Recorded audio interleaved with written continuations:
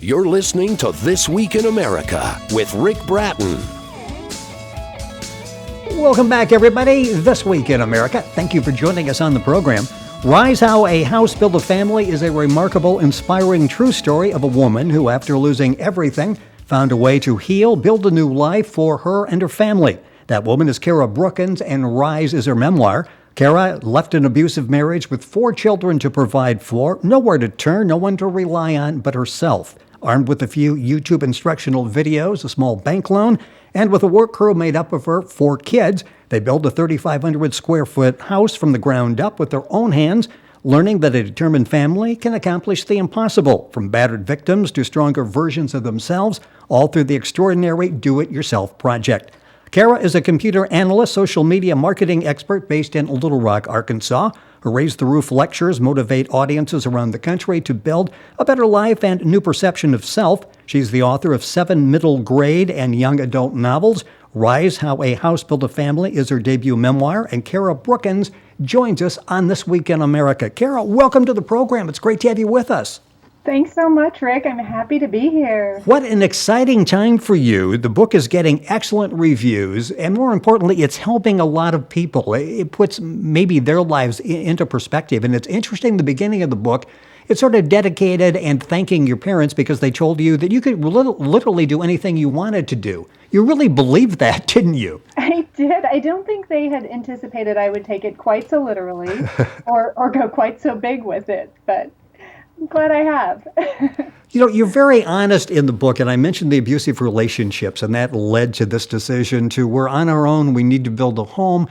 Talk a little bit about that and what led to finally walking away from that. You have a point in there where you realized, I don't love him enough anymore to stay. And I think that was when you walked away the last time.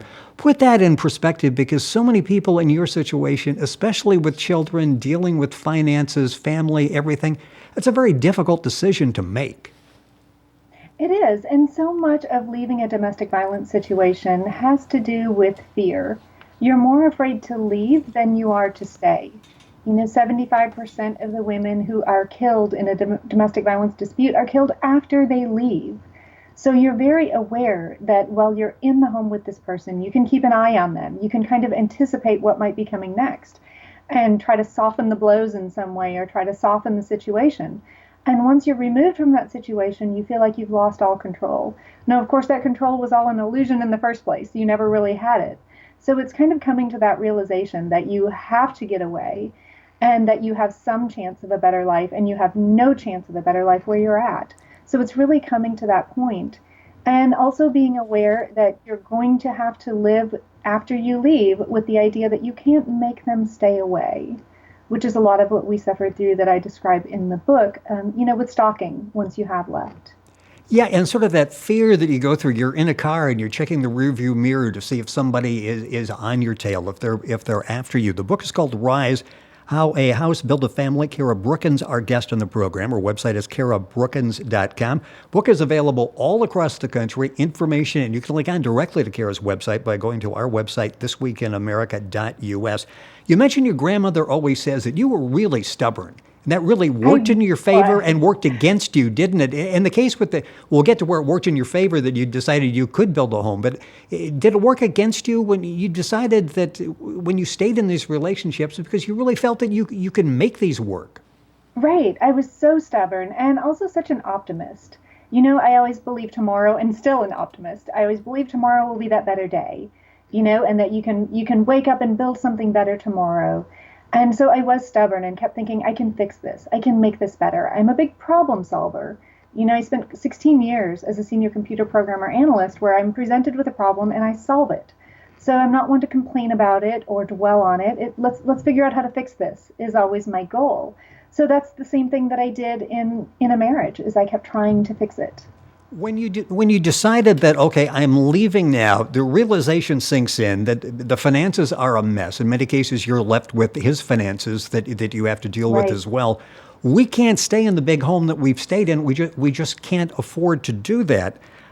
Talk about what you go through there and then how this led to this decision. The one thing you said you really lost during this period after this happened was the ability to laugh about anything. And I'm assuming that's fairly common. At that point, everything's a dark cloud hanging over your head. Yeah, you're in survival mode. Every day is just about getting through this day, getting through this moment. And it takes a long time to be able to laugh about dark things. And certainly we couldn't see any light things. So we had definitely lost the ability to laugh, but more importantly, we had even lost the ability to communicate. My kids and I didn't talk to each other. We were all pulled kind of deep inside of ourselves and just each one of us in that day-to-day survival mode. So when we knew that we needed to move and we knew that we needed to find a house, as soon as I started looking and showing the kids what we could afford and that we were all going to be piling, 2 or 3 kids per bedroom, you could just see this shattered look on their faces that, this is how small we've become. This is how small we're living. And I knew that we couldn't do it, that we had to do something bigger. And they were determined to have their own rooms, and whether they had to fix them up or whatever. So that's where the idea came from. Well, we do have enough money to buy supplies. What if we just buy all the pieces and we try to put it together ourselves? Well, it's interesting how this evolved. You take the family, you rent a cabin up in the Ozarks. You're going up there, and a tornado had gone through it in the spring. This isn't around Thanksgiving time when you go up there. Correct. And you see a house that's sort of what was your dream home. It was sort of the inspiration for what you wanted to do. Yes. Yes. And, it was just that first idea of looking inside the walls of a house, because how many of us have ever really had a chance to see close up what's inside of a wall? And it was seeing this beautiful home that was broken, a lot like we were. It felt like my home did, even though my home wasn't broken, our family was. So it was just seeing the 2x4s inside of that wall and the sheetrock and thinking, well, I could put that back together. That doesn't look that hard. And the idea just grew from there. And slowly the kids, once they realized where I was going with this idea, they were all in. All of us so naive over what we were getting into, but thankfully so. Thankfully we didn't know what we were getting into, so we just leapt in all the way. Cara Brookins, our guest on This Week in America. The book is called Rise, How a House Built a Family. It's available all across the country. Cara's website, and Cara is C-A-R-A, carabrookins.com. You can go to our website, thisweekinamerica.us, and link on and get all of that information. It's interesting how this evolved, how this goes from this idea, you're sort of fantasizing as you're looking this house, and I think we can do this too, to the point where you actually make that decision. You talk with the family, everybody's on board. It's interesting when you go into the bank. You're going in to try to get some money so you can build the home, and an ex-boss gave you some tips before you went in. You went into that bank, the way you describe it, you've got your red blouse on, the power blouse. You go in like you own the place. You really went in determined that you were going to walk out of there with some money, didn't you? I did. I had failed a couple of times first, and then I just became determined. This is the last chance, and I have to make this work. So I did. I walked into the bank like I owned it and told them exactly what I needed. And I gave them a deadline and told them exactly when they were going to give it to me. And of course, I had tons of paperwork piled up and organized so that I looked so put together. But on the inside, I was shaking and terrified. And it worked. We walked away with a loan to buy all of these supplies. In fact, more than I asked for. And we were off. It's interesting because you describe the smirk on the banker's face and the contemplative smile, things that we've all gone through as we're sitting there with the banker. And you think, what, they teach these in young bank executive school somewhere, right? that there's a textbook that tells them actually how to do that, how to react. Their posture seems to match from one bank to the next. It was amazing. I was like, where do they learn this stuff? Coincidence, or do they actually learn this in school? Well, I think it is. It's an intimidation, sort of a mindset that they have, where that's their job to sort of weed things out, weed out the bad risks. So I think that it is pretty universal, both the way that they act and the way that we react to it. So maybe one of the lessons, and there are many that you can take away from the book, Rise, How a House Built a Family, is when you go in a situation like that, especially as a single mother, go in with some confidence, right? It'd be pretty easy to walk in there, especially when you're fearing failure once again. It took, I'm sure, everything you had to go in there and act like, okay, I'm not walking out of here until I got some money with me. Yes, and it was so intentional. I had to walk in there with that intention and that mindset of no, this is it. I am going to get this bank to do this, and I'm going to walk in there like I've already got it, and present that attitude. And I had been told it would work, but yeah, there was the proof. It did. The book is called Rise How a House Built a Family. Cara Brookins, our guest on This Week in America. Books available all across the country. This is step by step, and you go through the realization that, okay, now I've got permits that I have to deal with. I've got a number of things that I have to do here to get going. First thing is you needed to find land. And you got land, and you described this. You offered $10,000 less than what they were asking, but that was $10,000 more than you had. Talk about that process of actually buying the property for the house. Yeah, and we had a hard time finding it because, initially I just thought take a small plot in a neighborhood. I don't need a huge piece of land. But to buy a piece of property in a neighborhood, you have to be a licensed contractor and you have to be one of their approved builders to build a house in that neighborhood. So, we kept getting pushed further and further out into the country, and we started to become desperate to find a piece of land. So when I found this acre, and it was this beautiful setting, it looked like a park. Yeah, I called and I was like, I can give you cash. And they wanted to see a picture of the house we were going to build. I think they wanted to make certain, we weren't going to pull some mobile homes on the land. They wanted to see it was, an actual house. And my son and I had just drawn the front, in our cabin, we had drawn sort of this front sketch of a house, but we didn't have a full blueprint. So I show him this terrible pencil drawing of a house done by a 15-year-old boy and I. And and they said, we would love to see this house on the land. It was family land. And so they gave it to me, with that $10,000 break. So it was incredible. Explain the signing process. This is a big moment for you. This was a very formal signing process. What you used the hood of their car to sign the papers. Yeah, it was very formal. The hood of a country pickup truck in Arkansas. And they wrote out a bill of sale for the property. Of course, I felt like it was, I was ready to hang it on my wall. And then I flipped it over, and it's like the receipt to some tires that they bought at a local tire company.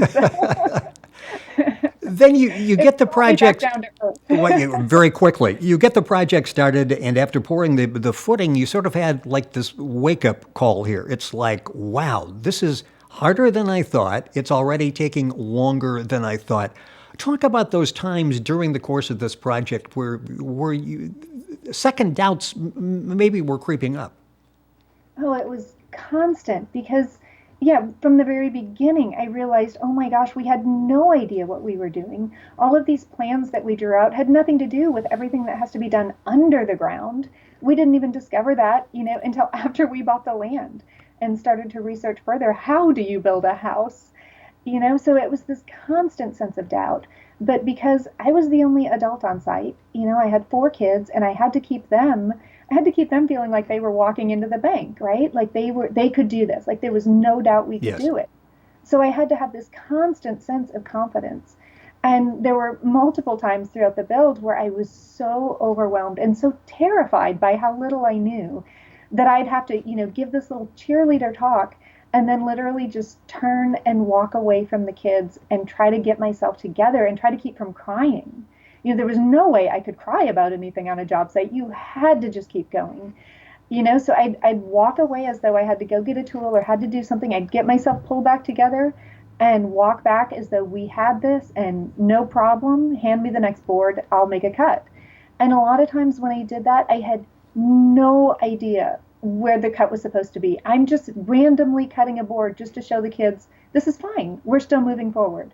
And after I make that cut, I am scrambling to try to figure out what I'm doing next. It was a lot of just fake it till you make it and one step pound in one more nail. And while you're going through all of that, there are things out of your control, like the weather. I think you described this was the rainiest season in years there. So that's putting you behind, besides the lack of experience. Of course, you've never done this before. It's you and the kids. And then you've got the weather to deal with. So you can have all the greatest plans in the world. If you can't get in the field to do something, can't get in the house to do something, it's not going to get done. Right, and our construction loan was 9 months long. We had 9 months to finish and get our certificate of occupancy in order to meet the terms of the construction loan. So we had like a ticking time bomb that we're sitting on. And I was working full time as a programmer analyst, and my kids were in school. So this was an insanely intense build, after school, late into the night, with the kids going home to go to bed, and me coming back out to the job site and working with headlights, and sleeping 3 hours, then heading to the office the next morning, and doing this nonstop where everything hurt and you're completely exhausted, and you have to get up and do it the next day. You talk about the fact that in the house, literally, there are pieces of you in the house. It's not just all of the blood, sweat, and tears. There's a little skin here, a little DNA there. Parts of you are actually somewhere in the house. I think of each one of us, not just of me. The kids were right there working alongside of me and getting, bits scraped and injured along the way. No major injuries, It was I had the only injuries, and they were minor. I landed in the ER a couple of times, but I was stitched and glued back together and sent back out to work. So there's a great picture in the book, and the book is Rise: How a House Built a Family. Cara Brookins, our guest in the program. You can link on to our website, thisweekinamerica.us, and get all the information on the book. It's available all across the country. Great picture there of you standing next to a borrowed, broken concrete mixer. What kind of equipment were you able to work with? Yeah, it was terrible, especially in the beginning. Of course, we didn't even own all the proper tools, and a lot of the tools that we owned, they were like the home improvement version, not an industrial version. Right. So using, a little cordless drill that you would normally use to hang a picture, we're trying to build a house with it. And in the beginning, I didn't know how to hook up the water. I was the plumber. I'd pulled the plumbing permit, so I was the plumber, and I had to figure out how to get that hooked up. I had to figure out how to get all of my electric hooked up, and I didn't know how to do that. So in the early stage, we literally were hauling water from a pond next door to mix all the mortar for our concrete in a wheelbarrow by hand. And we had someone let us borrow a concrete mixer that I plugged in with like 6 extension cords to a very kind neighbor's pump house. And it broke. We had it for half a day and it broke. So we were back to mixing the concrete all in a wheelbarrow for that foundation. But yeah, it was definitely inefficient. The tools, it was like a third world build. It was not like a modern build for much of it, because we were just figuring it out as we went along. And you had a name from the beginning, Inkwell Manor, which is interesting because you wanted a place where you could do some writing, continue that part of your life. Yes, that was definitely the goal. The first room I planned, and the room I'm sitting in now, is my library. And that was so important. And so for that reason, I wanted it to be an inexpensive build, inexpensive to live in. So I built an extremely energy efficient house. It was important to me that I didn't have a mortgage, that I was able to pay that off immediately, so I didn't have a house payment. And so everything was centered around that, and we named it accordingly. It's my inkwell, where all of my new ideas and books will spring from. So that was definitely the goal. I wanted a place to write. A lot of ups and downs, highs and lows throughout this process, blood, sweat, and tears, and you'll read them all in Rise: How a House Built a Family by Cara Brookins. That first night that you actually slept there, and you talk about it was hard to try to sleep there that night, but talk about that feeling when you're actually sleeping for the first time in the house that you and the 4 kids built. Yeah, it's such a strange thing. It's a primitive idea to build your own shelter. That's something, of course, humans have always been doing, and we've gotten away from that. But that feeling of knowing that your hands have touched every inch of the 2x4s that, built the ceiling above your head, and, that from the painting to the plumbing to the gas lines, that every inch of it you have touched and your kids have touched. It's a very intimate connection with it. But at the same time, there's also constantly the understanding that this house was never the goal. This house is ultimately just a house.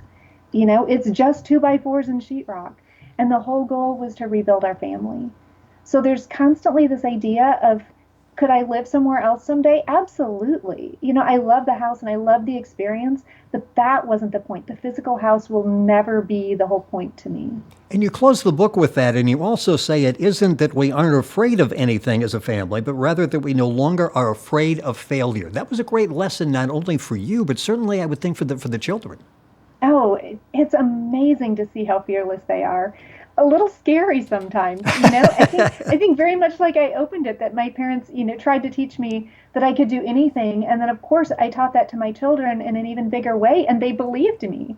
My son has gone climbing ice walls in Alaska, and my oldest daughter, Hope, is running her own business, and they are absolutely fearless. And I love that. I love that they are thinking big and building big. It's amazing. It is not how we started. They were so small, and I couldn't ever see them, going out after big careers, let alone traveling, before we built the house. So the amount of confidence it gave them is absolutely amazing. Well, it's interesting as we follow them. We've a number of great pictures in the book, as well as you talk about the four, and they're all individuals, different age groups. The younger kids were in there doing whatever was needed at the time, and the family dog was a vital part of this as well. Yes, Hershey was there. Good old Hershey. The book is an excellent read. It is a great motivational book. It's a fascinating story dealing with a whole number of important contemporary topics. The book is Rise, How a House Built a Family. Cara Brookins, our guest on the program. Cara is C-A-R-A. Brookins, B-R-O-O-K-I-N-S. Her website, carabrookins.com. The book's available all across the country, and of course, if you go to our website, thisweekinamerica.us, you can link on directly to Cara's website and get information on the book. Cara, a fascinating story. Thank you so much for sharing it with us on the program. I've enjoyed it, Rick. Thank you so much for having me. Thank you. Once again, the book is Rise, How a House Built a Family by Cara Brookins. Information available at our website, thisweekinamerica.us. Stay tuned. We're back after these messages.